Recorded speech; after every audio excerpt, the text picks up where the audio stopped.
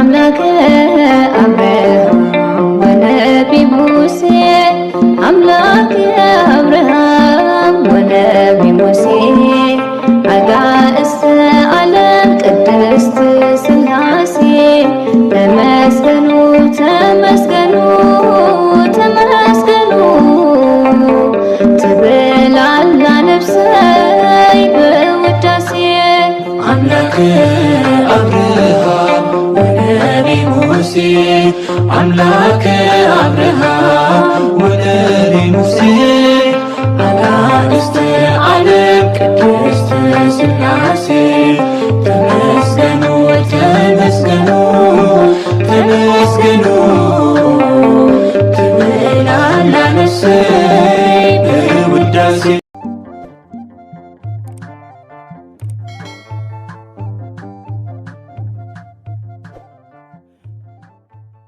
بسم سلاسي بسم آب وولد ومنفس قدوس أحد أملاك آمين سلام እግዚአብሔር አምላክ መስኩላትኩም ይሁን ስድራ እግዚአብሔር አምላክ ከመይ ሓደርኩም አነ እግዚአብሔር ይመስገን ክብሪ ይስፋሕ መድኃኔዓለም አቦይ ልዑል እግዚአብሔር አምላክና ክሳብ ሰዓት እዚኣ ትጸንሕ እስትንፋስ ዓዲሉ ብጸጋን ብጥዕናን ስለዘጽንሐና ክብርን ምስጋናን አምልኮን ውዳሴን ንዘላለም ንዕይ ይኹኖ ከምኡውን ነታረረተ ሊና ቅድስተ ቅዱሳን ንጽሕተ ንጹሓን ወላዲት አምላክ ወላዲት ቃል ዝኾነት ቅድስቲ ኪዳነ ምሕረት አደይ ቅዱስ ወዳ ብዛሃባ ክብሪ ክብርን ምስጋናን ውዳሴን ይምጽሐያ ከምኡን ኩሎም ቅዱሳና ከከም ማዓርጎም እግዚአብሔር አምላክና ብዛሃቦም ጸጋን ክብርን ቃል ኪዳንን ክብርን ምስጋናን ንዘላለም ንዖም ይኹን አሜን።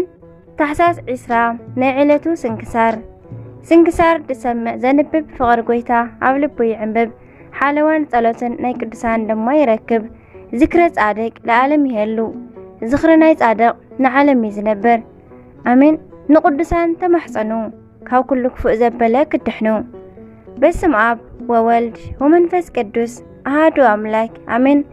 تحساس 20 ካብ ነገደ ሌዊ ካብ ናይ አሮን ትውልዲ ዝኾነ ነቢ ሃጌ ዕረፍቲ እዩ። ሃጌ ማለት ናይ እግዚአብሔር መልእክተኛ ማለት እዩ።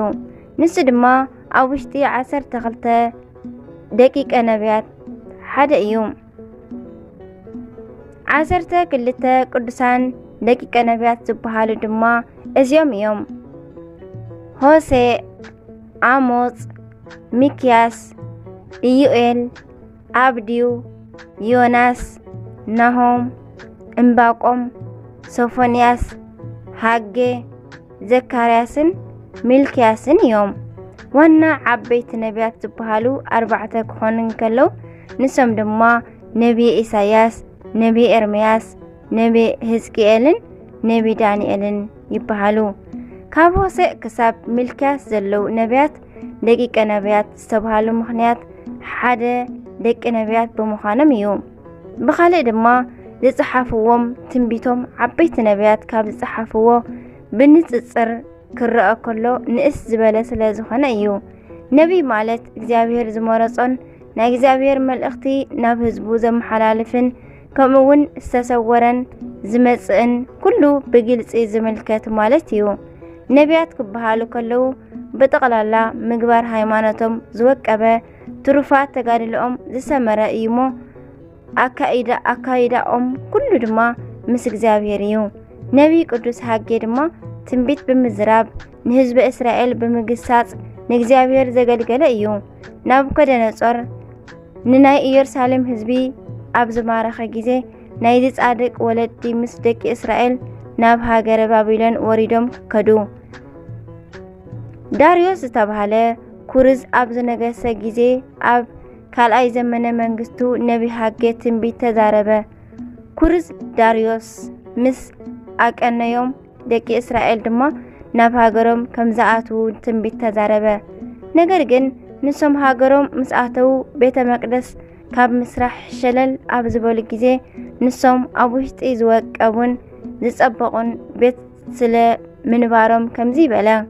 ንኹሉ ዝገዝእ እግዚአብሔር ከምዚ ይበለ፣ ነተይ ቤት ፈሪሱ ንስኹም ግን ኩልኹም ቤትኩም ተጽንዑ ኣለኹም ኢሉ ገሰጾም።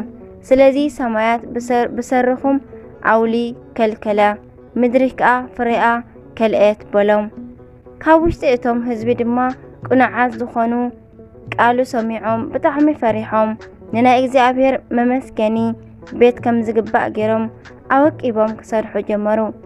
ጻድቅ ነቢ ሃጌ ድማ 70 ዓመት ምስ ነበረ ናይ ትንቢቱ ወርሓት ፈጺሙ ብሰላም በዘለማዓንቲ ዓረፈ። ናይ ትንቢቱ ወርሓት ድማ ንስም ኣጸዋውዑ ክብሪ ይኹኖሞ ጎይታናን ኣምላኽናን መድኃኒናን ኢየሱስ ክርስቶስ ቅድሚ ምውላዱ 430 ዓመት እዩ ዝነበረ። አሜን። ናይ ነቢ ናይ ቅዱስ ሃጌ ረድኤት በረኸቱ ይሕደረና በጸሎቱ ድማ ይምሓረና። አሜን። አርኬ ድማ ከምዚ ይብል ሰላም ለሃጌ ዘተነበየ በጾታ ሚጠተ ጽዋን ህዝብ ወህንጸተ መቅደስ ድረ ንስተታ በእንተ ማርያምኒ ዘተደንገለት በመንታ ለቤት ደሃሪት እንተ ትነብር ድሉታ እመነ ቀዳሚት ይበ ይይስር ሲታ።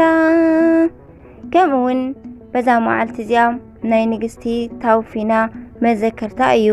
ናይ ኣባ ኣውጋንዮስን ማዲዮስን እውን መዘከርታኦም እዩ። በረኸቶም ድማ ምስ ኩላትና ተሃሉ ዘለዓለም ዓለም አሜን። አርኬ ድማ ከምዚ ይብል ሰላም ለክሙ አውጋንዮስ ወማዲዮስ ጻድቃን ወታውፊና ንግስ ስርጉተ ብርሃን አመይ መጽእ ክርስቶስ በለተ ፍዳ ወደይን አመክንዩ አጋእስትየ በዘእንት ባላህ ምስኪን እንበለ ምግባር ሊተ አልብየ ድሂን ይብል። እግዚአብሔር አምላኽና ምስጋና ይኹኖ።